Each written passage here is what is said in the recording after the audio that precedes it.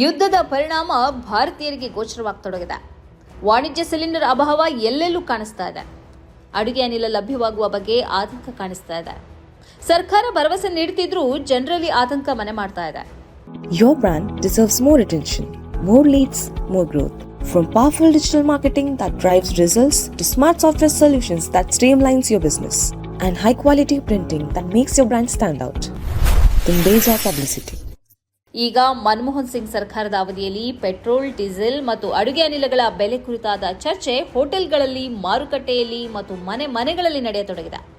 ಇದಕ್ಕೆ ಕಾರಣ ಅವರು ಕಾಯ್ದುಕೊಂಡು ಬಂದಿದ್ದ ಬೆಲೆ ಸಮತೋಲನ. ಅಂತಾರಾಷ್ಟ್ರೀಯ ಮಾರುಕಟ್ಟೆಯಲ್ಲಿ ಕಚ್ಚಾ ತೈಲದ ಬೆಲೆ ಮನಮೋಹನ್ ಸಿಂಗ್ ಅವಧಿಯಲ್ಲಿ ಗಗನಕ್ಕೇರಿದ್ದರೂ ಜನಸಾಮಾನ್ಯರ ಜೇಬಿಗೆ ಅವರು ಕತ್ತರಿ ಹಾಕಿರಲಿಲ್ಲ. 2008ರಿಂದ 2014ರ ನಡುವೆ ಅಂತಾರಾಷ್ಟ್ರೀಯ ಮಾರುಕಟ್ಟೆಯಲ್ಲಿ ಕಚ್ಚಾ ತೈಲದ ಬೆಲೆ 147 ದಾಟಿತ್ತು. ಇತಿಹಾಸದಲ್ಲಿಯೇ ಇದು ಅತ್ಯಂತ ಗರಿಷ್ಠ ಬೆಲೆಯಾಗಿತ್ತು. ಆದರೆ ಇಂಥ ಸಮಯದಲ್ಲೂ ಸಿಂಗ್ ಅವರು ಅದರ ಭಾರವನ್ನು ಜನಸಾಮಾನ್ಯರಿಗೆ ವರ್ಗಾಯಿಸಲಿಲ್ಲ. ಸಬ್ಸಿಡಿಯನ್ನು ಜನರಿಗೆ ನೀಡಿ ಜನರ ಕಿಸೆಗೆ ಭಾರವಾಗುವುದನ್ನು ತಡೆದರು. ಆಗ ಪೆಟ್ರೋಲ್ನ ಬೆಲೆ ಕೇವಲ 71 ರೂಪಾಯಿಯಿಂದ 76 ರೂಪಾಯಿ ಮಾತ್ರ ಆಗಿತ್ತು. ಡೀಸೆಲ್ ಬೆಲೆ 45ರಿಂದ 55 ರೂಪಾಯಿ ಮಾತ್ರ ಆಗಿತ್ತು.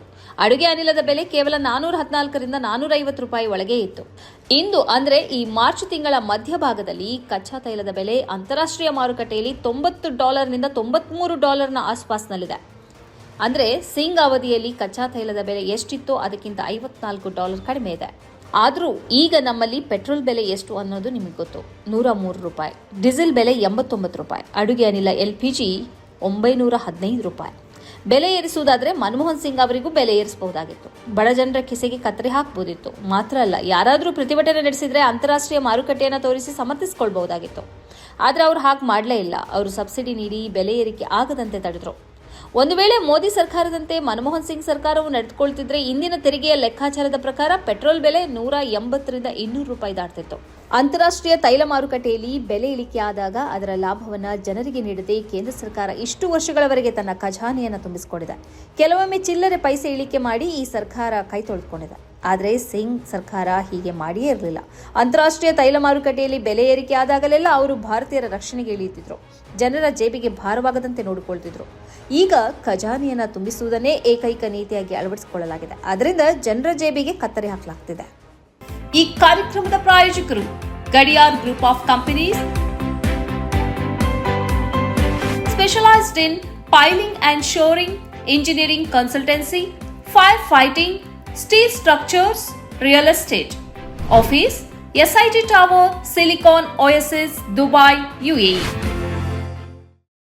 ಸ್ನೇಹಿತರೆ, ನಿಮ್ಮ ಅದ್ಭುತ ಬೆಂಬಲದಿಂದ ಸನ್ಮಾರ್ಗ ನ್ಯೂಸ್ ಚಾನೆಲ್ ಈಗ 2 ಲಕ್ಷ ಸಬ್ಸ್ಕ್ರೈಬರ್ಗಳನ್ನು ದಾಟಿದೆ. ಇದು ನಮ್ಮ ಯಶಸ್ಸಲ್ಲ, ಇದು ನಿಮ್ಮ ಯಶಸ್ಸು. ನಮ್ಮ ಮುಂದಿನ ಗುರಿ 4 ಲಕ್ಷ. ಇದು ಕಷ್ಟವಲ್ಲ. ನೀವು ಮಾಡಬೇಕಾದದ್ದು ಸಿಂಪಲ್. ನೀವು ಸನ್ಮಾರ್ಗ ನ್ಯೂಸ್ ಚಾನೆಲ್ ವಿಡಿಯೋವನ್ನ ನಿಮ್ಮ ಸ್ನೇಹಿತರಿಗೆ, ಕುಟುಂಬದವರೊಂದಿಗೆ ಹಂಚಿಕೊಳ್ಳಿ ಮತ್ತು ಅವರಲ್ಲೂ ಸಬ್ಸ್ಕ್ರೈಬ್ ಮಾಡಲು ಹೇಳಿ. ನೀವು ಶಕ್ತಿಯನ್ನು ಕೊಡಿ, ನಾವು ನಿಖರ ಸುದ್ದಿ ಕೊಡ್ತೇವೆ. ಧನ್ಯವಾದಗಳು.